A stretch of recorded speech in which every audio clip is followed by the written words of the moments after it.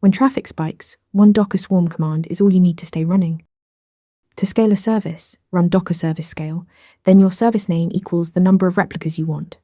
For example, Docker service scale web equals 5 launches 5 instances immediately. You can also use Docker service update -- replicas 5 web. Same result, more flexible for scripting.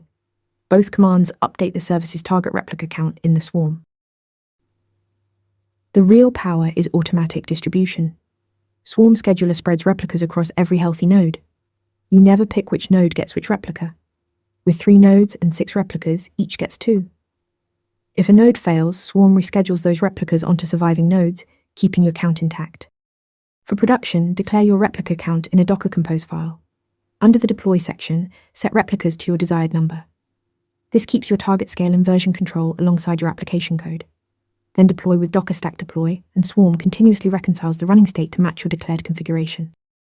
Swarm's ingress routing mesh automatically load balances traffic across all replicas without extra config. When scaling, pair it with resource limits per replica and a rolling update strategy for zero downtime deployments.